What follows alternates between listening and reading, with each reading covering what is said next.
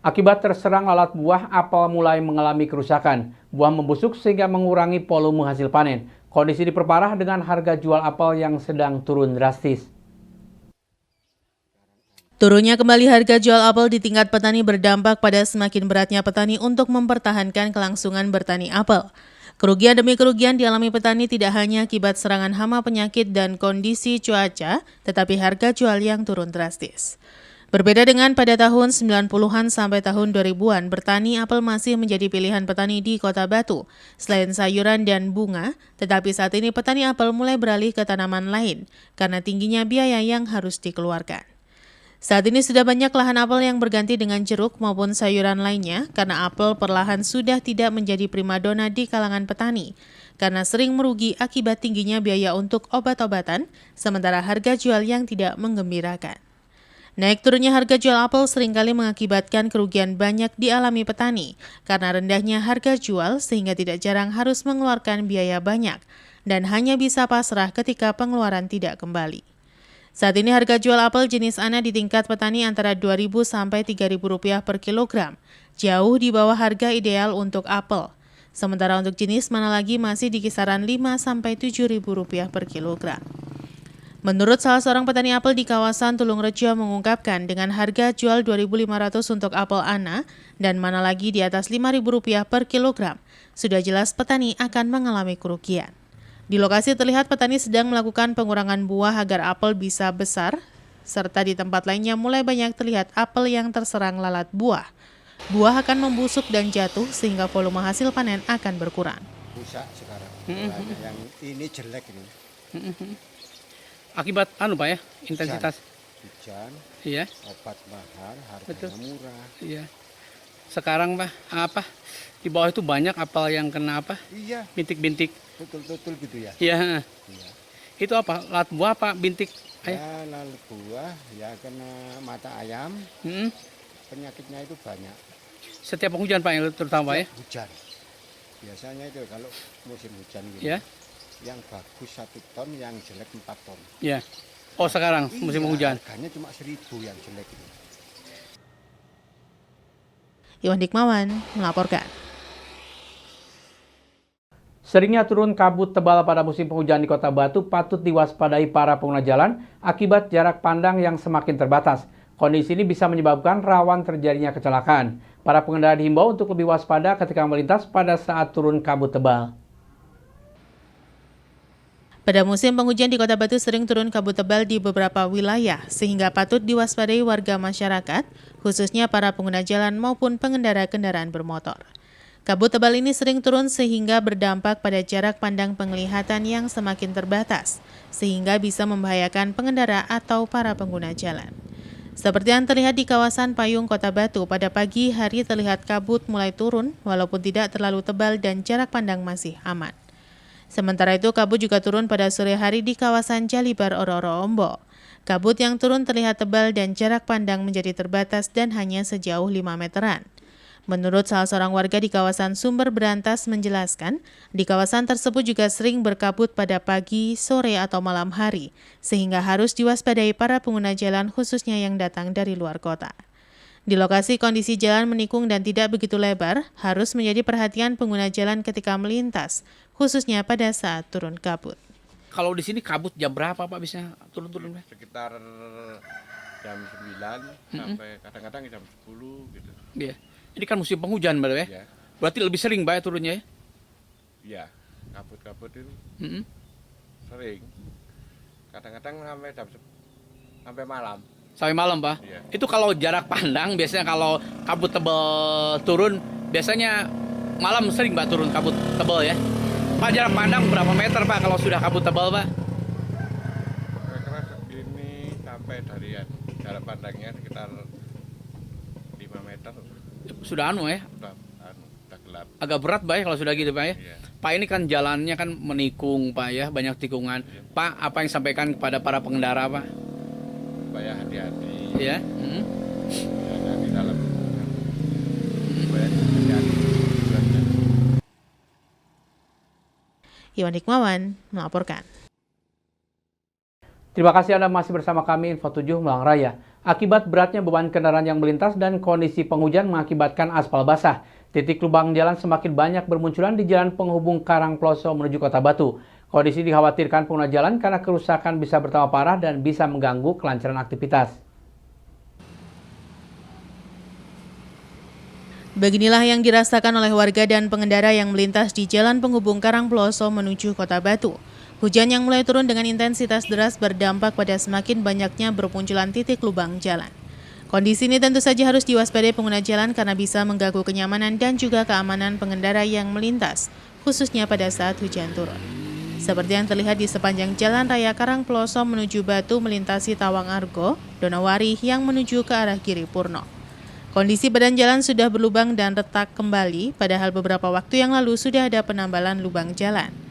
Jalan ini sangat ramai dilintasi kendaraan berat seperti truk, bus, maupun roda 4 pribadi, khususnya pada hari Sabtu dan Minggu. Menurut salah seorang warga menjelaskan, kerusakan jalan ini baru beberapa bulan dan akan semakin parah pada musim penghujan, karena bekas tambalan banyak yang lepas kembali, baik akibat air hujan maupun beban kendaraan. Di lokasi lubang jalan tidak jarang mulai terisi air hujan yang semakin hari bisa semakin banyak, lebar, dan dalam. Banyak pihak berharap jalan segera ada perbaikan agar aktivitas warga bisa lancar dan tidak terganggu. Semakin banyak aja Pak ini lubang-lubang jalan Pak. Lebih parah sekarang itu. Lebih parah dan harus dibenahi lagi lah. Iya. Pemerintah itu gimana ini? Mulai dari sana ya Pak, Dari Karangploso sampai perbatasan Batu itu loh. Batu iya. Lebih parah sekarang. Ya karena hujan juga mulai ini Pak ya. Mulai deras, pengerusan. Aduh. Lagian ini Pak, sekarang kan dekat-dekat Natal tahun baru libur ya. Iya. Sekarang mau tahun baru. Biasanya kalau penghujan kan kerusakan biasanya lebih ini Pak ya. Lebih parah. Lebih parah. Ini bekas-bekas tembelan ya. Iya, ini bukan tembelan. Bukan lubang baru itu bukan. Nah. Itu kemarin berapa senti, 10 cm, sekarang bisa 15 ya. Oh gitu Pak ya. Iya. Jadi harapannya sebagai warga masyarakat ya. Ya ditambah lagi di hotmix gitu loh, jangan tambah sulam, hotmix langsung aja. Oke. Biar kualitasnya juga lebih Pak ya. Biar enak, dirasakan masyarakat. Oke. Kalau tambah sulam aja kalau kena hujan tergerus lagi. Nggak kuat Pak ya. Iwan Hikmawan melaporkan. 5 kelurahan di Kota Malang mendapatkan penghargaan dari pemerintah Kota Malang karena berhasil menurunkan kasus COVID-19 di wilayahnya. Penghargaan kepada 5 kelurahan ini sebagai motivasi agar terus meningkatkan protokol kesehatan guna pencegahan kasus COVID-19. Hampir 2 tahun sudah pandemi COVID-19 merebak di seluruh wilayah Indonesia, tak terkecuali di Kota Malang. Pemerintah Kota Malang pun serius mengatasi wabah COVID-19 melalui penanganan cepat dan tepat dengan menerapkan kebijakan, inovasi, dan peran serta masyarakat. Adanya penerapan sinergitas partisipasi masyarakat dalam pencegahan COVID-19 membuat 5 kelurahan di 5 kecamatan di Kota Malang meraih penghargaan dari pemerintah Kota Malang karena dinilai berhasil menurunkan angka kasus penyebaran COVID-19 di wilayahnya. 5 kelurahan itu yakni Kelurahan Purwantoro, Kecamatan Blimbing, Kelurahan Kidul Dalem, Kecamatan Klojen, Kelurahan Tunjung Sekar, Kecamatan Lokwaru, Wonokoyo, Kecamatan Kedung Kandang, dan Bandung Rejosari, Kecamatan Sukun. Asisten 1 Pemerintahan Bidang Kesra Mulyono mengapresiasi 5 kelurahan yang mendapat penghargaan tersebut agar seluruh masyarakat terus menggerakkan sinergitas dengan berbagai elemen sehingga bisa mengurangi penyebaran COVID-19. Ia juga mengingatkan masyarakat untuk tetap disiplin dalam menerapkan protokol kesehatan.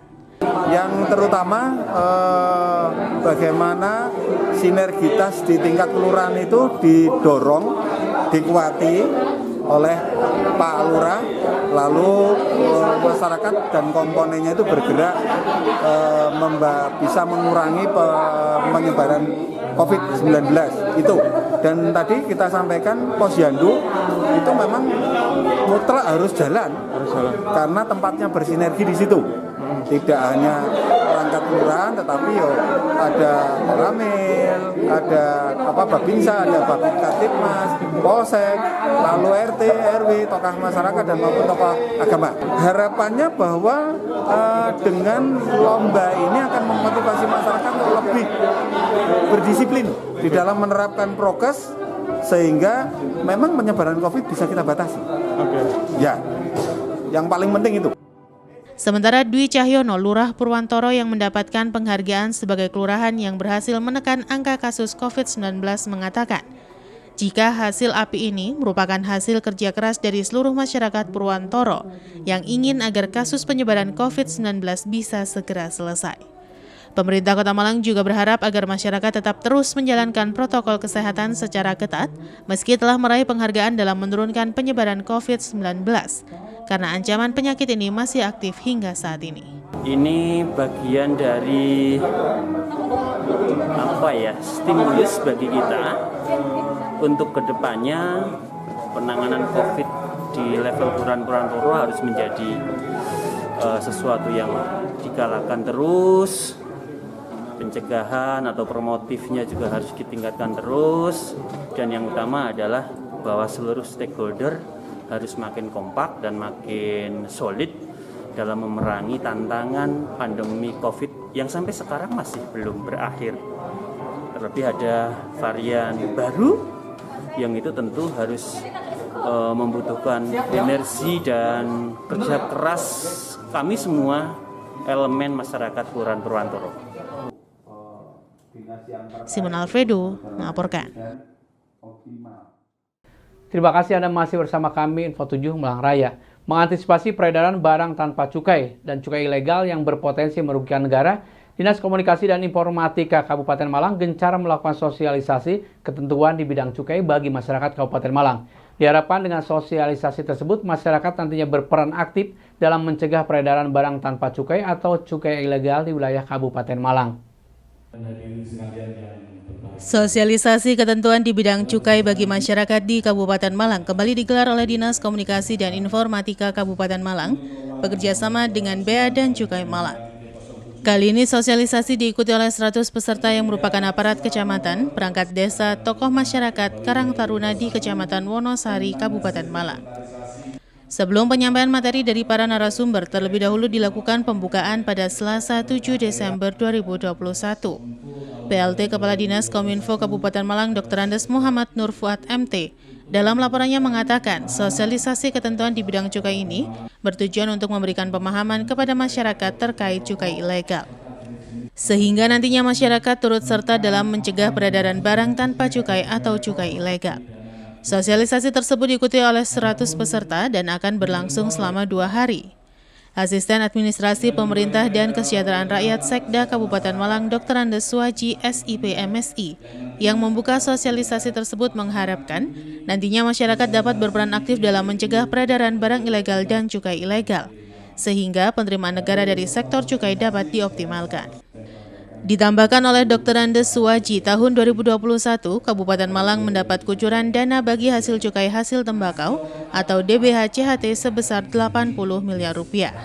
Dari jumlah tersebut, 50% diantaranya digunakan di bidang kesejahteraan masyarakat, sedangkan 25% lain digunakan untuk mendorong di sektor kesehatan, dan 25% sisanya digunakan untuk melakukan sosialisasi dalam memberantas rokok ilegal.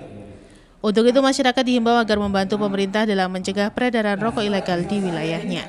Tentunya peserta sosialisasi ini nanti kan akan dibekali dengan para narasumber, baik dari aspek hukumnya maupun teknis, upaya-upaya yang harus dilakukan, kemudian partisipasi yang memang perlu dilakukan di jajaran wilayah, baik Puspika, kemudian kepala desa, RT RW, tokoh-tokoh, ini dalam upaya memperkecil dan barangkali juga mengatasi peredaran rokok ilegal.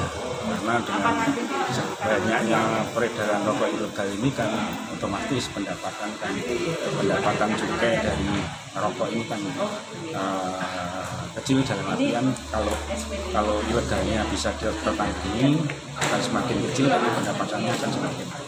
Ya tentunya bahwa penggunaan DBHC sebagaimana sambutan dari Pak Bupati tadi kan ada beberapa aspek yang dilakukan, termasuk di bidang hukum kan sosialisasi ini pemahaman, kemudian juga di bidang kesehatan, kemudian bidang ekonomi. Yang jelas di peredarannya masih cukup besar yang negara. Nah ini upaya-upaya Dinas Kominfo ini dengan sosialisasi di 15 kecamatan, 15 kecamatan yang notabene memberikan kontribusi peredaran yang ilegal cukup besar. Ini mudah-mudahan nanti dengan sosialisasi ini di tahun depan akan bisa menekan peredaran yang paling tidak bisa naik. Sedangkan Kepala Kantor Bea dan Cukai Malang Gunawan Triwibowo SE mengatakan bahwa untuk mencegah peredaran rokok ilegal, ada 2 hal yang dilakukan, yakni bekerja sama dengan pemerintah Kabupaten Malang memberikan sosialisasi kepada masyarakat untuk tidak menjual rokok ilegal, karena dampaknya merugikan kesehatan masyarakat dan merugikan negara yang berdampak pada pembangunan bangsa. Selain itu, pihak Bea Cukai juga bekerja sama dengan Satpol PP untuk melakukan operasi rokok ilegal di sejumlah toko yang menjual rokok ilegal. Sosialisasi ketentuan di bidang cukai ini berlangsung selama 2 hari, yakni Selasa 7 Desember dan Rabu 8 Desember 2021.